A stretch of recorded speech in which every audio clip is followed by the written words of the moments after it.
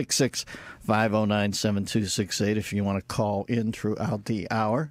And for those of you who, since it'll be a topic here, I guess in Ottawa, where their parliament is, in Canada, they targeted 3 sites. Don't know who they are yet. And a soldier was shot at a memorial. And in Parliament, I don't quite know what has happened there, but I do know it would appear now that the sergeant-at-arms was able to fell the gunman in there, and I don't quite know. It's a fluid situation, as I said.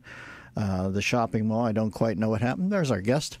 Mark, unbelievable that you were booked today for an hour just to talk about it, and I'm going the opposite of lucky, but I'm saying it's propitious because I think, like I said, nobody sees the world, I believe. Think of Mark as like the total exact opposite of Walter Duranty. I think he understands exactly what's happening. And Mark, your thoughts on the shootings in Ottawa today, or what you know up to this point?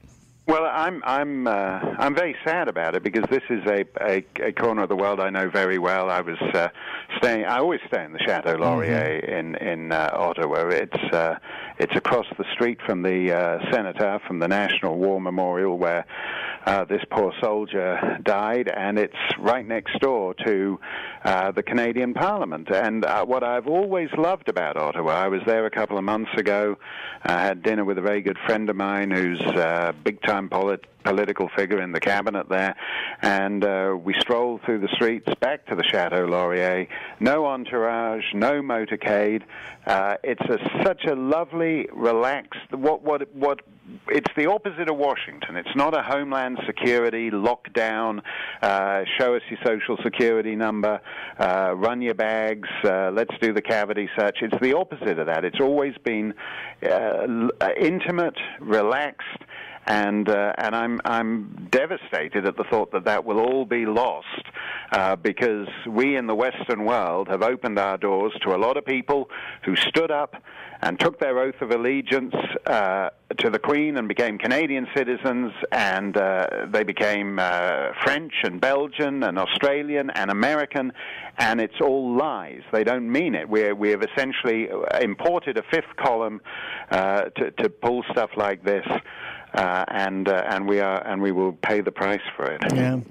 How many of them have mentally spell checked Allah into the word the Queen? By the way, and I don't even know. I don't even know what happened there today, folks. But there's been enough track record to know that we have lost our minds about not accepting the fact that we are in a cosmic war that will probably last until, well, as wars do, till one side ends the other side with jihad. And if there's one thing sadder than lambs being led to the slaughter, it's lambs going on Yelp and giving the slaughterhouse a thumbs up. And that's the point where we're at right now in this world. It's unbelievable.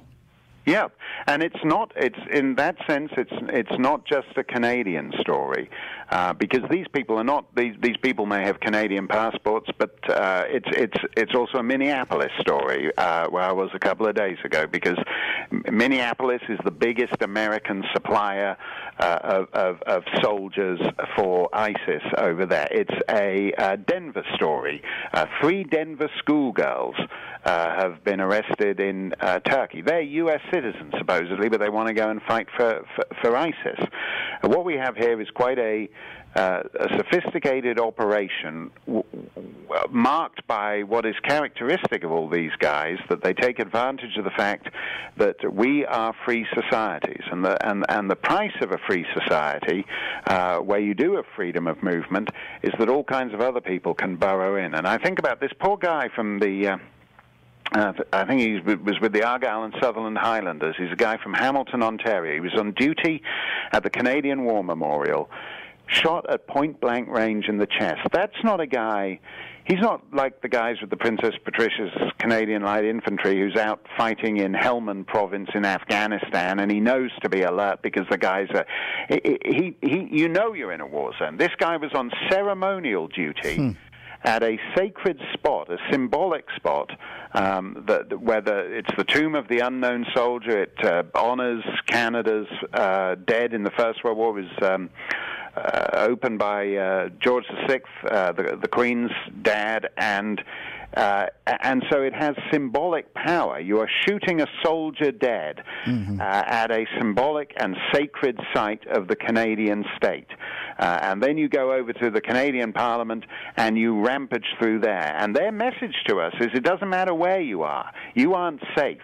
It's another question. You don't have to be in some broken-down loser village in the western desert of Iraq by the Syrian border, because they will hack you to death in the streets of London, and they will do it to you in Ottawa. And I'm not entirely unpersuaded that what happened in Oklahoma City, where some guy whose Facebook page basically takes the same attitude to ISIS that my sister took to Donny Osmond when she was a teenager. I mean, this guy has a fan page for jihad. I'm not persuaded that Oklahoma City thing isn't actually part of this same story. Yes, McVeigh, the one who's always brought up as the anomalous situation.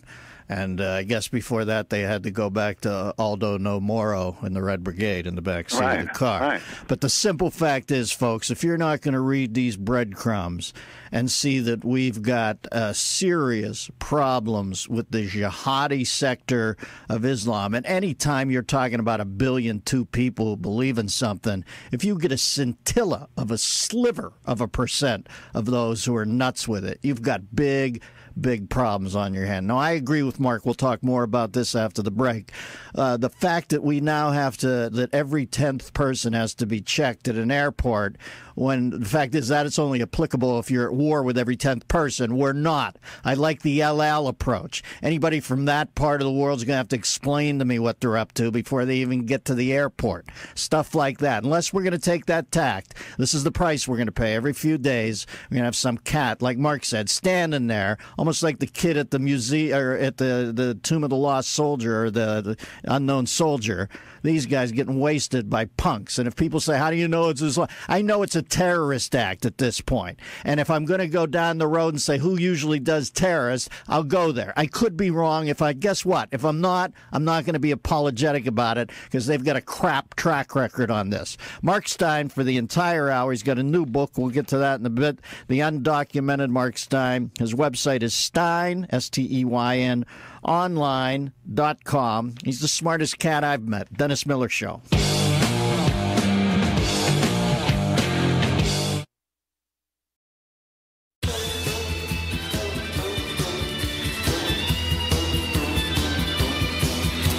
Hey, folks, welcome back to the Dennis Miller Show. We're joined by the brilliant Mark Steyn for the entire hour. His new book, The Undocumented Mark Steyn, the UN is in parentheses here and in paralysis in the real world.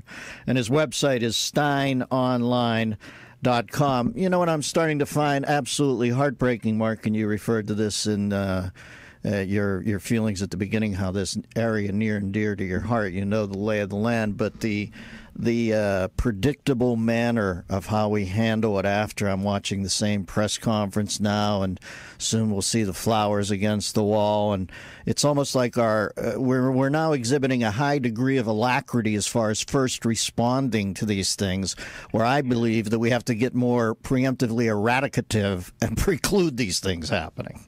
I think you're right, and I'm actually I loved your bit just before you went into the break, because I'm actually fighting hard, not to get angry here.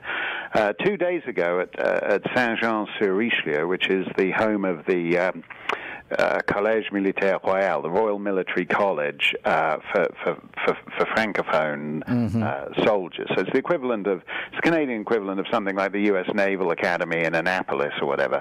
In other words, it's a town you can go to and know that you will find soldiers. And some Muslim revert went and ran down 2 soldiers. I saw that. One of whom has died. And this guy, what was fascinating to me is that this guy was someone, he was a Francophone Quebecer, pure laine, purebred, as they say up there, and he had converted to Islam about a year ago. And I think this is this idea now where we're in for the usual thing, as you say, the the press conference, the reports from the mainstream media, which say the motives for this attack are unknown. They're a great mystery to us. What could possibly have motivated people to do this? And then we get, as you say, the weepy stage, the passivity, the flowers, and then we get the politicians, the Obamas and David Camerons insisting that, no, this is nothing to do with Islam. No matter how many heads you chop off, it's something to do with Islam, because every Western prime minister and president is apparently an expert Quranic scholar now and knows exactly what is and is Islam better than the guys who claim to be devout Muslims chopping their heads off. And it's that passivity. Yes. The Premier of Quebec declared that incident at Saint-Jean, he declared it a spontaneous act of extremism. And if you've been behind these idiot, like in Vermont, and you come up behind an NPR listener who's got that bumper sticker, the Coexist bumper sticker, and next to it the one that says commit random acts of kindness, and then you know you're behind some feeble, weepy, passive NPR listener who's no threat to you. But if you come up behind the bumper sticker that says commit spontaneous acts of extremism, you should probably take the first left and get off that road and head in another direction. I mean, this is the rubbish with which the dishonesty and the evasiveness with which we attempt to combat an enemy that is quite open about what it wants to do to our society. Yeah, I think the machine of state should have a gun rack in the window, whatever you want to do. At some point. Actually, you know something. That's not far from what happened. This sergeant at arms who killed the shooter, that's like a ceremonial position. I mean, they're not quite doublet and hose guys, but like the guy in the House of Commons in London, he actually wears stockings and buckled shoes and knickerbockers, and it's usually held by a retired military officer or a retired policeman who's hoping for a quiet life.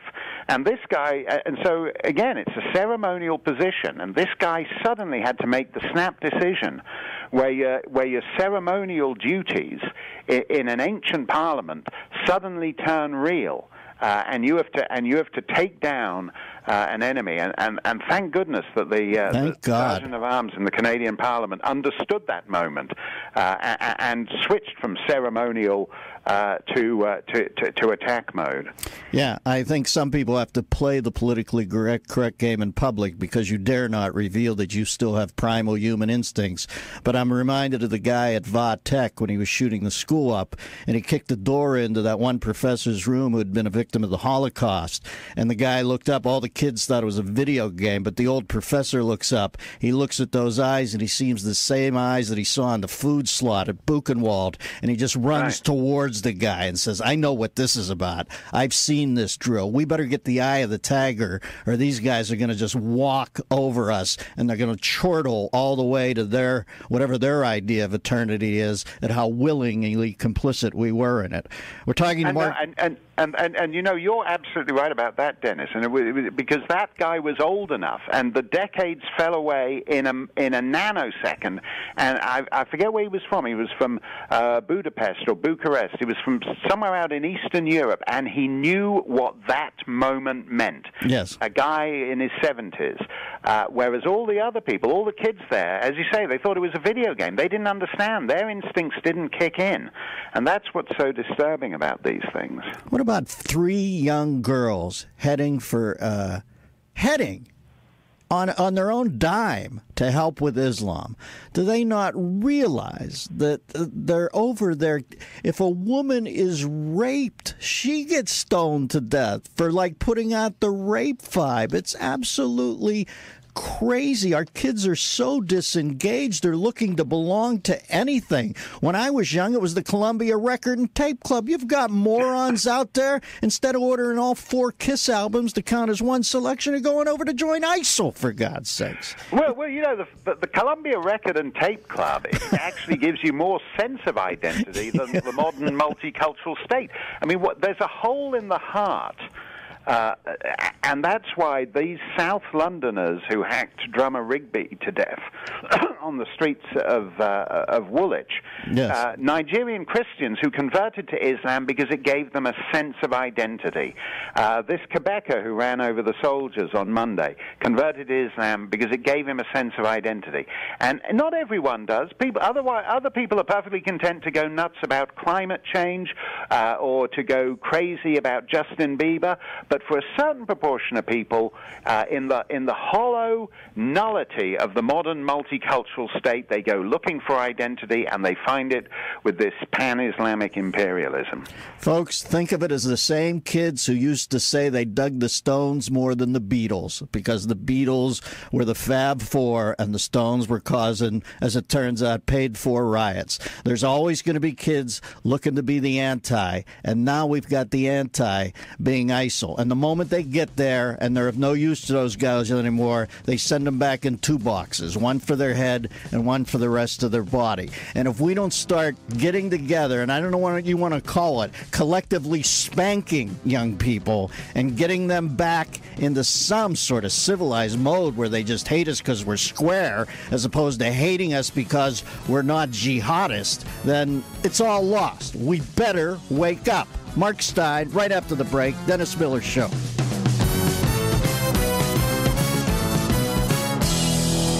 The Dennis Miller Show.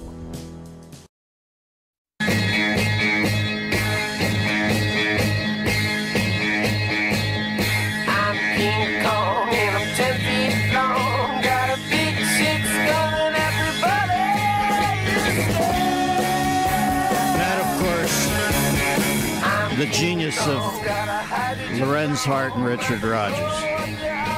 Yeah, I'm kidding, Mark. Mark, have you ever, by the way, on just a quick lighter note, have you ever seen the sanitization of the Rasputin-like life of Lorenz Hart done with Mickey Rooney in words and music? Have you seen that movie? Yes, I have seen that. Where he dates this tall showgirl for the first half of the movie, and then she politely explains to him outside and he's ruined. And that is actually a delightfully hilarious film. Yeah, I like the incongruity of it too. It's funny to me. And by the way, I saw a movie last week with who was the guy who was married to Sid Charisse, that singer. Oh, Tony Martin. Yeah, I saw Tony Martin and Janet Leigh in the most amazingly weird film about where 2 tickets to Broadway, and at the end they do that like the world's most politically incorrect Indian number where they're all running around dressed as papooses. That's where you see the real subversive stuff now, the sort of penultimate song and dance number. Right, the MGM numbers. The Arthur Freed unit was subversive. Yeah, it's edgy. It's dangerous. There you go. We're talking to Mark Steyn. Mark's new book is The Undocumented Mark Steyn. And the subtitle of that is Don't Say You Weren't Warned. And I have to say, Mark's book, America Alone, folks, I told you about, when did I go on the air? 8 years ago, I was reading this book. I said, you got to read the book. It would make Nostradamus look forgetful, for God's sakes, how you nailed down things. And it's paying off today. I'm watching them paying negative dividends. I'm watching this evacuate. You know, we've got our evacuation drill now, and no doubt there'll be some bureaucratic functionary telling you to slow down as you evacuate the building where they're shooting it up. And my feeling is at some point you got to pick a mountain range over in that part of the world, give people 3 days, and then just level it with a nuke and say, quit screwing around. Quit screwing around. You know, that's the choice. Really, is that you can actually decide to fight this thing, or you can just put up more barricades, more security scanners. We can all take off more clothes when we go and catch some routine domestic commuter flight, and they can reduce the amount of gels. We're coming up to Thanksgiving. The TSA has rules on the consistency of pumpkin pie. Because if you have that horrible dried pumpkin pumpkin pie, with the cracks in it, like the Nevada desert, like when you're flying over the Grand Canyon and you see the great crevasse through the... If you've got a dried-out pumpkin pie like that, you can take it on the plane. But if you've got a moist, succulent pumpkin pie, it counts as liquid, and ISIS and Al-Qaeda could weaponize your nice, moist pumpkin pie, so you can't take it on the plane. And so the question is whether we're going to have a million more stupid rules like that, or whether we're actually going to address the fact that we're up against an ideology and drive a stake through that ideology. And I said to you earlier, Dennis, I don't like the big security stake. I'd much rather wander around in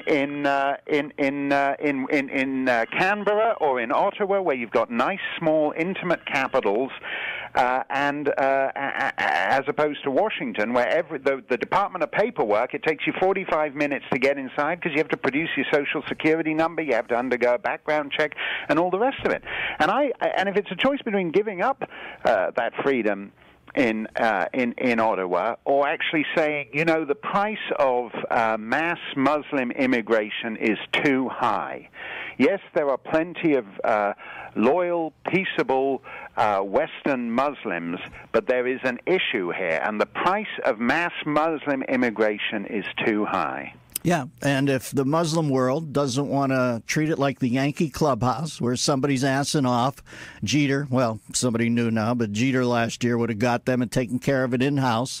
If they don't want to do that, then I agree with you. It's got to be like El Al, where you're a guy with a hyphen in your name and somebody who's former Mossad calls you 3 weeks before and go, what's your deal? Where are you going? Why are you going there? We got to start...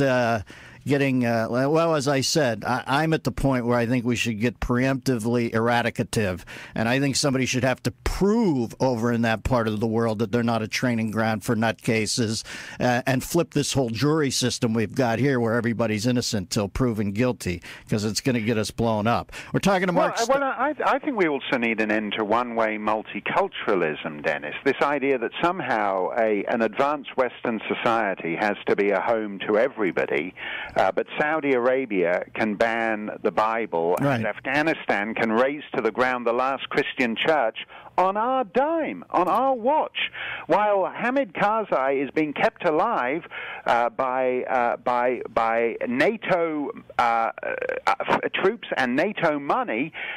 He had the last Christian church in Afghanistan razed to the ground 3 or 4 years ago, on our watch, on our dime. Your listeners funded the regime that razed that last Christian church to the ground. And anybody who wants more information on this, you should read a chapter in, and there are times I don't get him, but this is a pretty good New England primer tutorial, From Beirut to Jerusalem by Thomas Friedman. Read the chapter called Hama Rules and see what we're up against. We're Marcus of Queensberry. Read what Hama rules are over there, and you understand what we're up against. We've got Joe in Oregon. Joe, you're on with Mark Steyn. My brother, I want to thank you for the things that you're saying right now. First of all, I'm going to make this as quick as I can. Sharia law. I think the American people have no idea what it is to have a head tax, what it is to live in these areas and these places where if you are other than an Islam or a Muslim or an Arab, then you have to pay. If you don't, you either convert or you die. That is... when I hear these people say Islam is a religion of peace, bless them, man. Good for you, brother. But when you get up 17,000 feet up in the hills and you see what's going on in Afghanistan... Yeah.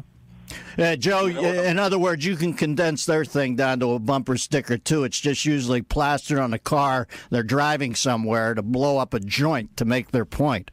Thank you, Joe, in Oregon. Mark, the October 13th piece you wrote just made me laugh so hard because it is true. It is hitting the fan in every single direction, and all they're worried about is how we're powering the fan, and this is causing global warming. What happens at the end of the day if we find out global warming is caused specifically by the Muslim world's white-hot hate for the Jews? How's about that? We laugh at this, but there are people in the EPA, there are people in NOAA, there are eminent scientists and scientific bodies all over the world who will advance the theory that, for example, Boko Haram, those fellows who kidnapped those Nigerian girls, and Michelle Obama devastatingly responded by holding up a piece of cardboard with a hashtag written on it and putting on a sad face saying, "Bring back our girls." There was a piece published in The Guardian saying that what was the problem there was that was climate change.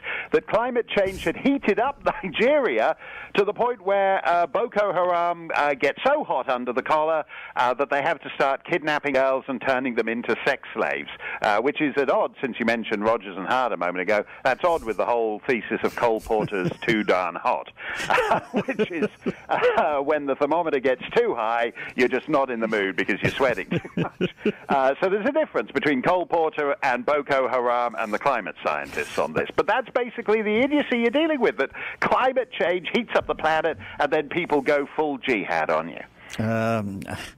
I don't know, Marky, just candidly, as candid as we can be on, I never I used to laugh a little at first about political correctness, maybe 20 to 25 years ago. But in the back of my head, there was something Orwellian. I thought, these things always spin out of control. And indeed, if we are to be done in, it would appear that the contagion that we need worry the most about is not Ebola, but political correctness. Yeah, and you and I have been laughing at this for a long time. Tom Wolfe, the great Tom Wolfe, Bonfire of the Vanities, he wrote a novel called I Am Charlotte Simmons, and I had a drink with him in New York a couple of years ago, and he told me that when he was researching that novel, and he went to campuses, and they did the politically correct thing, he thought the students were at the back of the room rolling their eyes. And I don't think so. I think when you marinate 2 generations in that nonsense, then there's an almost reflexive urge. It doesn't matter what it is. When somebody chops the head off one of your fellow American citizens or a British subject or whoever it is, and they post the video on YouTube, for as many people who say these are barbarians, there are far more people saying, "Oh well, who are we to judge?" Yes. and falling into that multicultural cringe that is actually really killing us. Islam is just the opportunist infection, but it's actually this multicultural cringe that's actually that's so destroyed our immune system that some barbarous nut with a scimitar is just the guy taking advantage of it. Yeah, and the American reaction, no doubt, somewhere down the road, probably in the near future, we'll be scheduling direct flights from Denver over there, so the kids don't have to stop. That's right. They shouldn't have to go via Turkey. They should just be able to go from Denver to sort of the Infidel Slayer International Airport in the middle of the Iraqi Western Desert. Straight flight, you can be off there chopping the heads off people 20 minutes after landing. Yeah, and they'll have onboard Wi-Fi so you can tweet your hatred for the Jews while still in midair. It's unbelievable what's happened. Mark's with us for another segment. This is the Dennis Miller Show.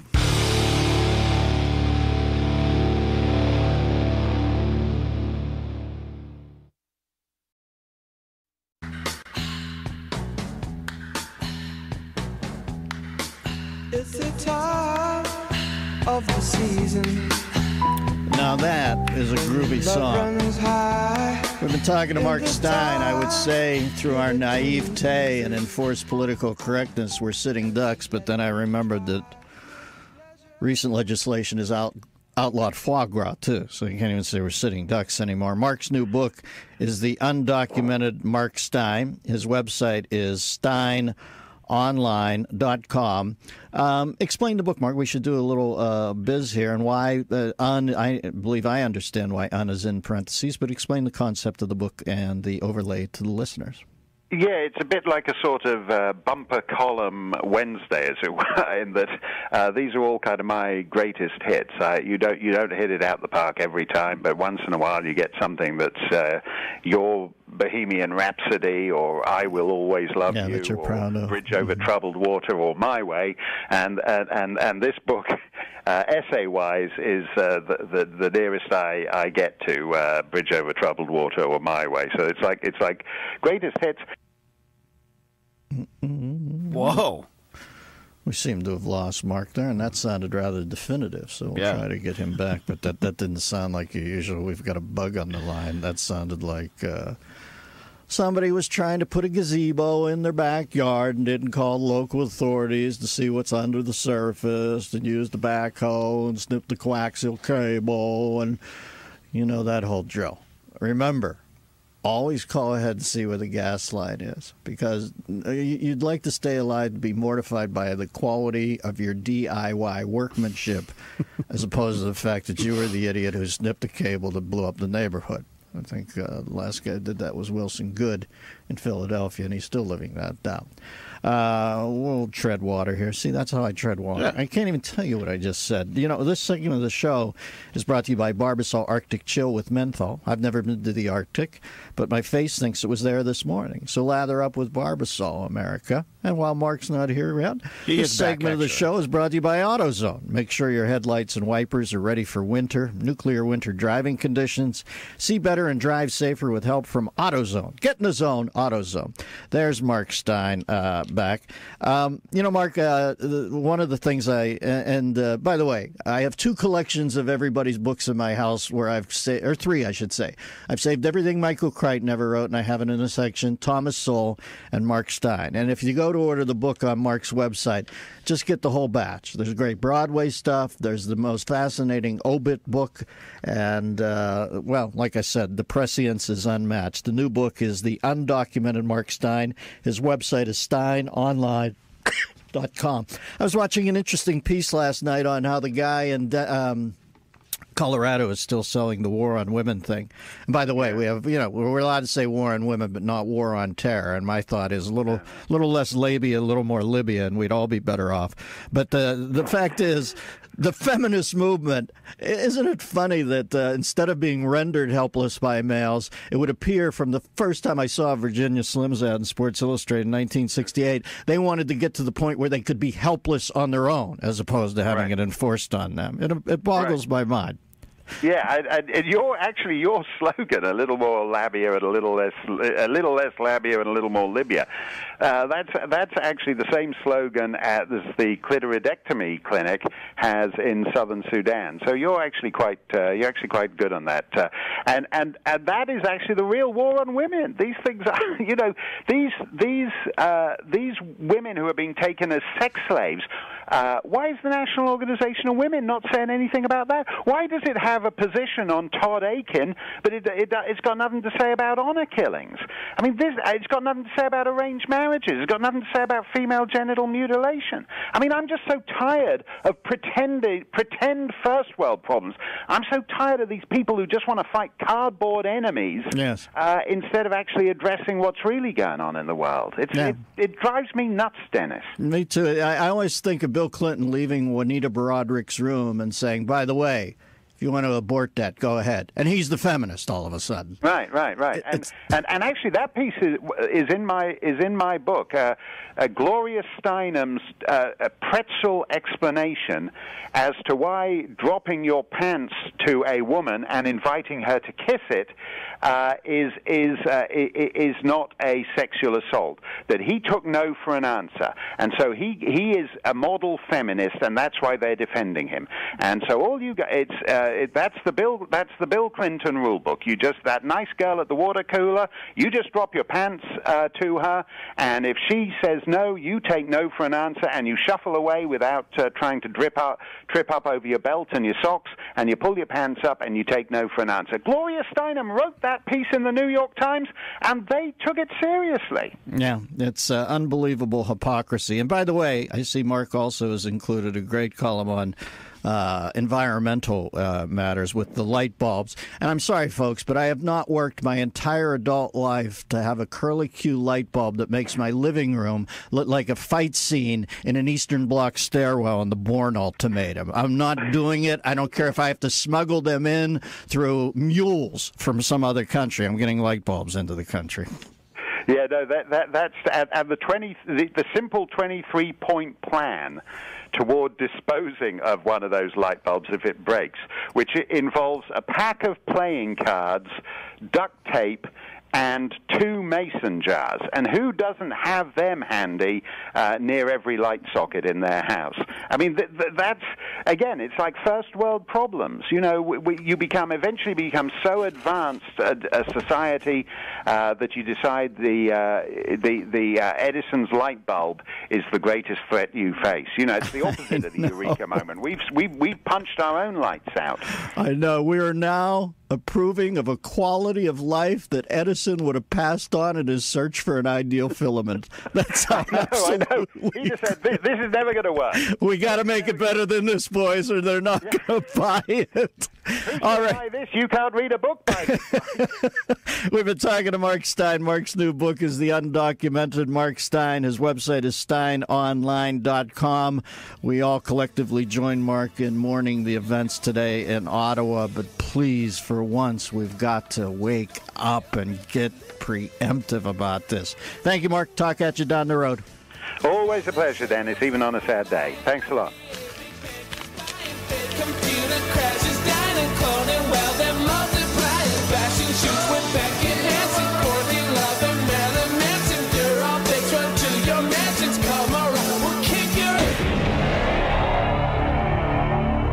The Dennis Miller Show on Westwood One. Lone soldier. It honors Canada's dead in the First World War. Was opened by George VI, the Queen's dad, and so it has symbolic power. You are shooting a soldier dead at a symbolic and sacred site of the Canadian state. And then you go over to the Canadian Parliament and you rampage through there. And their message to us is it doesn't matter where you aren't safe. It's not a question. You don't have to be in some broken-down loser village in the western desert of Iraq by the Syrian border, because they will hack you to death in the streets of London, and they will do it to you in Ottawa. And I'm not entirely unpersuaded that what happened in Oklahoma City, where some guy whose Facebook page basically takes the same attitude to ISIS that my sister took to Donny Osmond when she was a teenager. I mean, this guy has a fan page for jihad. I'm not persuaded that Oklahoma City thing isn't actually part of this same story. Yes, McVeigh, the one who's always brought up as the anomalous situation. 665097268 if you want to call in throughout the hour. And for those of you who, since it'll be a topic here, I guess in Ottawa, where their parliament is, in Canada, they targeted 3 sites. Don't know who they are yet. And a soldier was shot at a memorial. And in Parliament, I don't quite know what has happened there, but I do know it would appear now that the sergeant-at-arms was able to fell the gunman in there, and I don't quite know. It's a fluid situation, as I said. The shopping mall, I don't quite know what happened. There's our guest. Mark, unbelievable that you were booked today for an hour just to talk about it, and I'm going the opposite of lucky, but I'm saying it's propitious because I think, like I said, nobody sees the world, I believe. Think of Mark as like the total exact opposite of Walter Duranty. I think he understands exactly what's happening. And Mark, your thoughts on the shootings in Ottawa today, or what you know up to this point? Well, I'm very sad, and they became French and Belgian and Australian and American, and it's all lies. They don't mean it. We have essentially imported a fifth column to pull stuff like this. And we will pay the price for it. Yeah. How many of them have mentally spell checked Allah into the word the Queen, by the way? And I don't even know. I don't even know what happened there today, folks. But there's been enough track record to know that we have lost our minds about not accepting the fact that we are in a cosmic war that will probably last until, well, as wars do, till one side ends the other side with jihad. And if there's one thing sadder than lambs being led to the slaughter, it's lambs going on Yelp and giving the slaughterhouse a thumbs up. And that's the point where we're at right now in this world. It's unbelievable. Yeah, and it's not. It's in that sense. It's not just a Canadian story, because these people are not. These people may have Canadian passports, but it's also a Minneapolis story. Where I was a couple of days ago, because Minneapolis is the bit about it. Because this is a corner of the world I know very well. I was staying. I always stay in the Chateau Laurier in Ottawa. It's across the street from the Cenotaph, from the National War Memorial, where this poor soldier died, and it's right next door to the Canadian Parliament. And what I've always loved about Ottawa, I was there a couple of months ago. I had dinner with a very good friend of mine who's a big-time political figure in the cabinet there, and we strolled through the streets back to the Chateau Laurier. No entourage, no motorcade. It's such a lovely, relaxed. It's the opposite of Washington. It's not a homeland security lockdown. Show us your social security number. Run your bags. Let's do the cavity search. It's the opposite of that. It's always been intimate, relaxed. And I'm devastated at the thought that will all be lost, because we in the Western world have opened our doors to a lot of people who stood up and took their oath of allegiance to the Queen and became Canadian citizens, biggest American supplier of soldiers for ISIS over there. It's a Denver story.